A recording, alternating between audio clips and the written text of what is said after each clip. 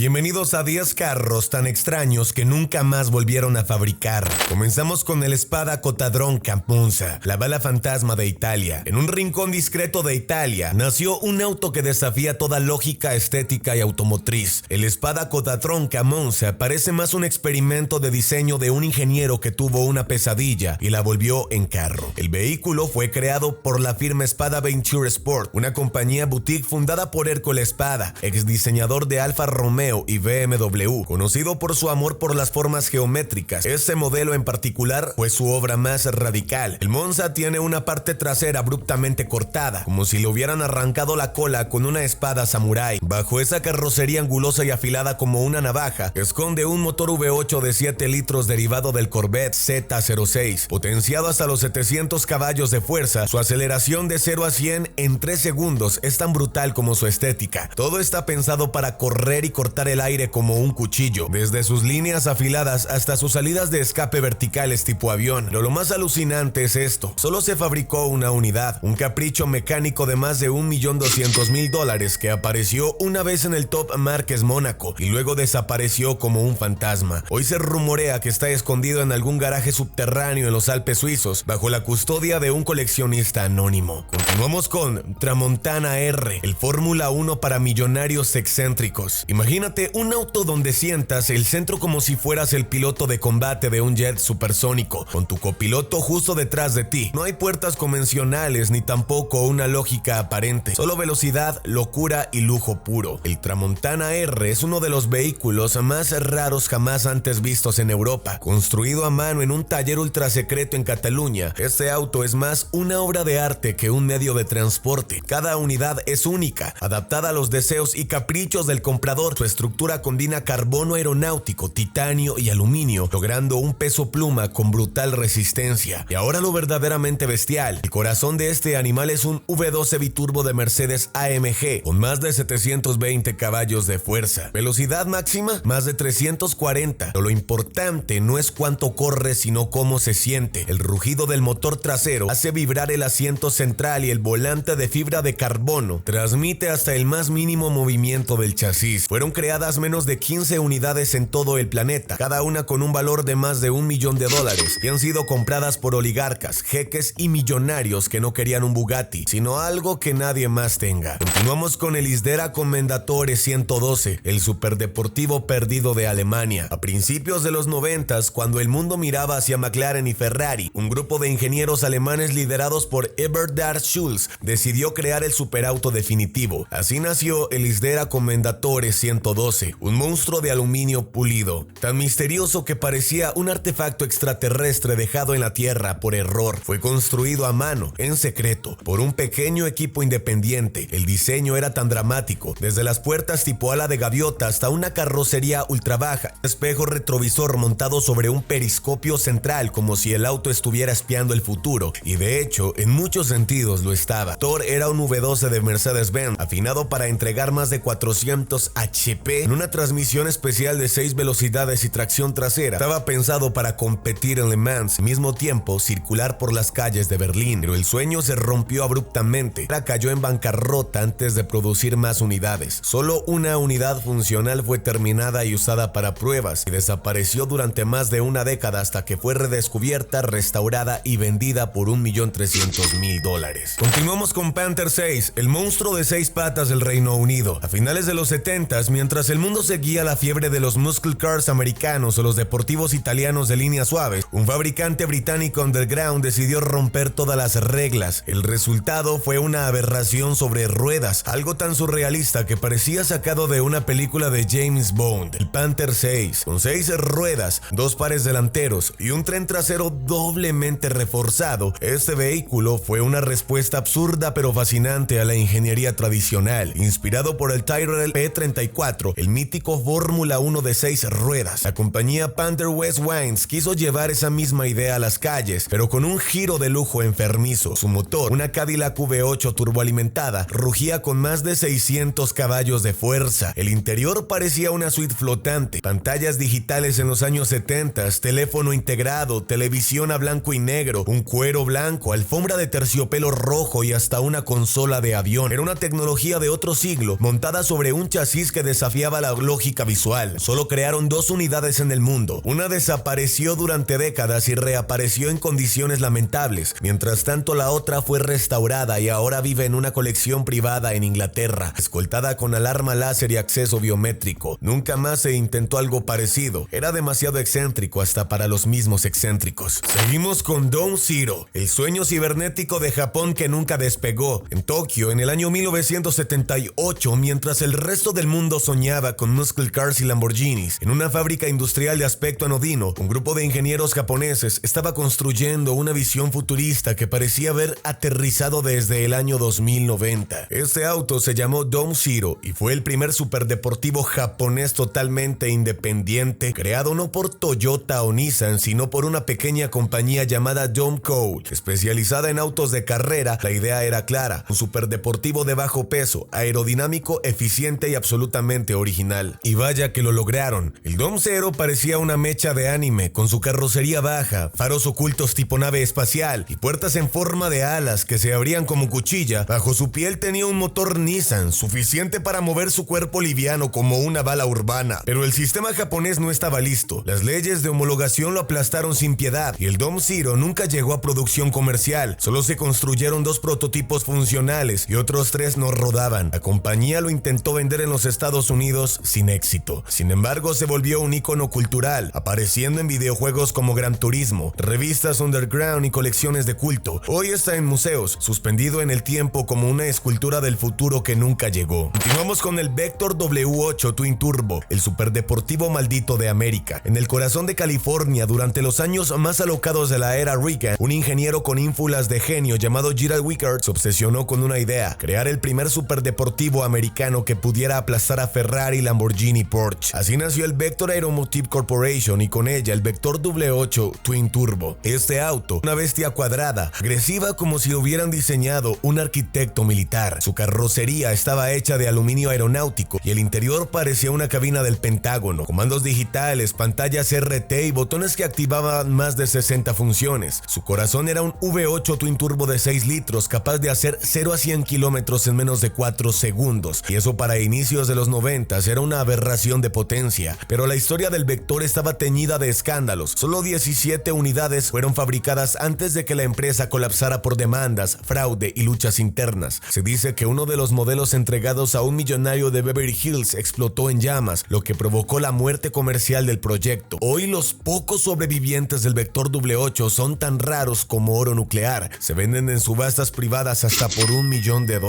Seguimos con el Monteverdi High, el Ferrari suizo que murió antes de nacer. En una época dominada por Ferrari, Lamborghini y Maserati, un hombre suizo llamado Peter Monteverdi decidió que podía construir algo mejor. Y no solo lo dijo, lo hizo. Así nació uno de los autos más bellos, poderosos y trágicamente desconocidos del siglo XX. El nombre High significa tiburón en alemán y no era casual. La carrocería, afilada y compacta, parecía diseñada para cazar Lamborghinis en la autopista. El diseño frontal era elegante pero amenazante. El perfil lateral tenía proporciones perfectas. Era una obra maestra visual, pero lo más impactante venía bajo el capó. Le incrustó un motor Chrysler Hemi V8 de 7 litros capaz de producir 450 caballos de fuerza, una cifra demente para los 70s. El auto prometía una velocidad máxima superior a 280 kilómetros, lo que lo había convertido en uno de los más rápidos del mundo en su época. Sin embargo, todo se desmoronó. Solo 2 unidades funcionales fueron fabricadas. La producción fue abandonada por problemas financieros, presión de marcas italianas y dificultades para homologarlo. Más tarde se convirtió en un mito sin descendencia, un Ferrari suizo que murió sin dejar herederos. Hoy, una de esas rarísimas unidades yace en el Museo Monteverdi en Basilea, vigilado como una joya, siendo un carro que pasó a la historia. Continuamos con el CZ Moroder, el Frankenstein de Monaco y Hollywood. Imagínate una colaboración entre un ingeniero loco, un compositor de música y un mecánico italiano con delirios de grandeza. Eso fue exactamente el origen del CZ Moroder, el auto más surrealista y escandaloso jamás nacido en suelo europeo con calma en California. Este vehículo fue impulsado por el legendario Giorgio Moroder, el padre de la música electrónica y productor de Donna Summer. Quería algo tan único como su música, un superdeportivo que el mundo nunca olvidará. El resultado fue un bólido diseñado por Marcello Gandini, el mismo autor del Lamborghini Countach, pero el B16 era aún más grotesco. 16 cilindros dispuestos en T, 8 de cada lado, conectados transversalmente Obviamente, con un cuerpo voluminoso, rejillas de aire gigantescas y faros dobles retráctiles, era un Countach mutado en esteroides, sin vergüenza. La potencia era bestial, 560 caballos de fuerza, con un sonido ensordecedor. Su precio era de más de $650,000 en los años 90. El problema es que nadie lo entendía, nadie lo podía mantener y la empresa colapsó bajo el peso de sus propias ambiciones. Solo 10 unidades funcionales se produjeron antes de que Cizet Automobili desapareciera entre las sombras. Algunas terminaron en colecciones de jeques, otras en garajes secretos de celebridades. Hoy esta es una leyenda maldita, una reliquia de una época en que el ego podía producir monstruos rodantes hermosos y peligrosos. Seguimos con el Jiménez Novia W16, el auto criado en un garaje con ADN de locura. Este sí que es de otro mundo. No hay fábrica, no hay inversores, no hay equipo de diseño. El Jiménez fue construido por un solo hombre en su propio taller, a mano, con piezas recicladas y una obsesión que rozaba lo enfermizo.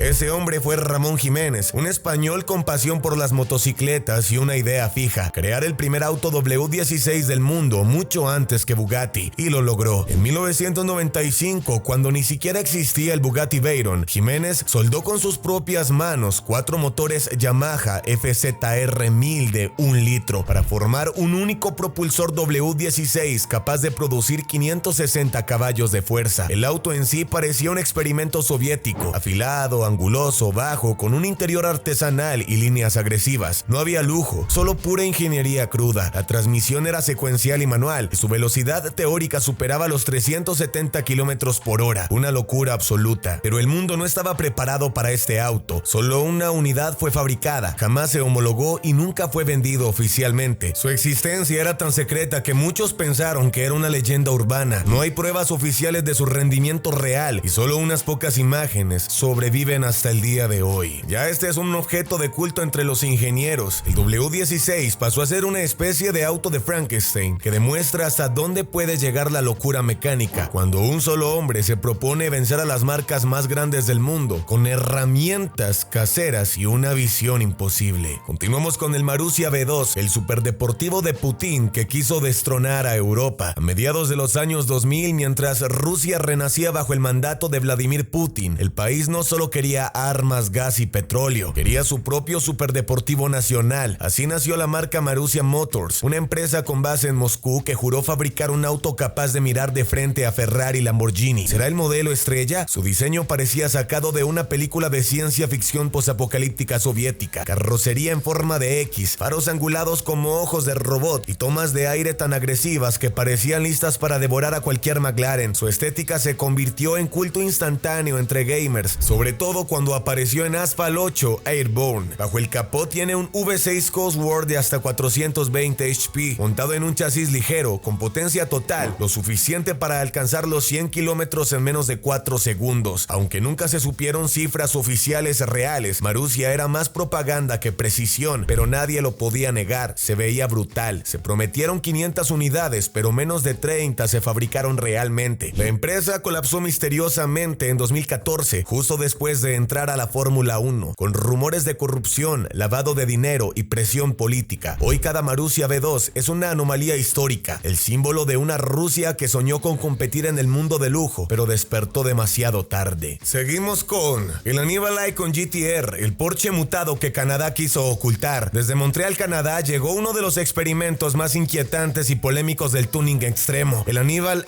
Icon GTR. A primera vista parece un Porsche 911, sacado del infierno, con carrocería ensanchada, líneas exageradas, entradas de aire tipo F22 Raptor y pintura mate metálica con acabados de combate. Este no es un Porsche oficial, sino una mutación genética sobre un 911 Turbo S, modificada a mano por la compañía Hannibal Automotive Design, que se autodenominó la marca de los guerreros mecánicos. Solo 3 unidades del Icon fueron producidas, cada una completamente personalizada hasta en los tornillos. Su precio rondaba los $350,000, pero lo que lo hacía especial no era el motor, que seguía siendo un Flat Six biturbo de Porsche, sino la transformación visual extrema, inspirada en la aviación militar y el diseño biomecánico. Los rumores dicen que Porsche les envió amenazas legales por usar su nombre y alterar su producto sin licencia, lo que obligó a Hannibal a desaparecer discretamente del mapa. Hoy en día ver un Icon GTR en la calle es más raro que ver un unicornio negro con matrícula diplomática. Seguimos con el Covinci C6W, el deportivo italiano de 6 ruedas que nadie pide. revivió. En un rincón de Italia, alejado de la pompa de Ferrari, una pequeña compañía llamada Covini Engineer decidió resucitar una idea muerta, el auto deportivo de 6 ruedas, y así contra toda lógica nació el Covini CSW, un coche que parece diseñado para alguien bajo alucinógenos, pero que funciona perfectamente. Inspirado en el Panther 6 y el Tyrrell P34 de Fórmula 1, el Covini lleva 4 ruedas delanteras y 2 traseras, con un diseño que reduce el riesgo de reventones y mejora el frenado. Su estética es surrealista, carrocería baja, faros alargados y una saga trasera que parece de nave espacial. Parece un concepto de videojuego, pero es real. Su motor proveniente de Audi produce 380 HP, que puede parecer modesto, pero al combinarlo con su chasis de fibra de carbono y tracción posterior, logra una experiencia de manejo única, extraña, casi hipnótica. Covini no fabrica en masa, solo se hicieron 6 a 10 unidades, cada una se construyó por encargo, en silencio, para magnates excéntricos que querían algo que ni siquiera un jeque pudiera predecir. Hoy este carro es una rareza absoluta, considerada uno de los autos más absurdamente geniales de la historia automotriz moderna. Continuamos con el Sbarro Autobau Concept, el Case Steel que nunca voló. En una exposición suiza rodeada de Lamborghinis, una estructura negra y violenta emergía como una bestia fuera de lugar, sin marca reconocida y sin un logo de prestigio. Tenía su nombre críptico, Sbarro Autobau, diseñado por Franco Sbarro, un genio excéntrico de la ingeniería automotriz suiza. Este auto fue un experimento visual y técnico. Parece un Casa F-117 Steel sobre ruedas, carrocería negra mate, líneas angulosas que absorben la luz y una cabina completamente cerrada con apertura en domo. No tiene ventanas visibles, no tiene sentido lógico, solo agresividad pura. El motor exacto nunca fue revelado públicamente, pero se estima que montaba un V12 de origen BMW o Ferrari. No fue homologado para la calle y tampoco fue vendido. Solo una unidad funcional fue construida para exhibición y enseñanza técnica. Hoy el Autobau está encerrado en un museo privado, sin estar registrado ni catalogado oficialmente. En una sombra, una silueta, una escultura mecánica nacida del delirio creativo de un ingeniero que no respondió a las reglas de la industria. Seguimos con el Lancia Stratos HF0, el triángulo imposible. Antes de que el famoso Lancia Stratos de Rally, hubo una criatura experimental que rompió todo lo que se conocía sobre proporción, visibilidad y lógica automotriz. El Stratos HF0 es uno de los prototipos más impactantes de todos los tiempos. Presentado en 1970, fue visto como una obra de arte concebida por el legendario diseñador Marcello Gandini, el mismo que ideó el Lamborghini Miura, pero aquí no hay curvas suaves ni siluetas clásicas. Es un triángulo de cristal y acero, mide apenas 84 centímetros de alto, es decir, más bajo que una mesa de comedor. No tiene puertas, se accede levantando todo el parabrisas frontal como si fuera una escotilla. El interior es psicodélico, con botones, asientos y una sensación de encierro total. El motor montado en la parte trasera era un modesto V4, pero eso no importaba. Este no era un coche para correr, sino para romper cerebros. Nunca se fabricó en serie, solo una unidad fue construida y luego fue adquirida por el director de cine y diseñador americano Michael Disser, a quien lo restauró y lo mantuvo oculto por años. Apareció brevemente en el video musical de Daft Punk y volvió a desaparecer. Ya que has visto la historia de varios de los carros más legendarios que nunca más se volvieron a fabricar, dale un me gusta a este video sin respirar. Suscríbete y nos vemos en la próxima. Adiós.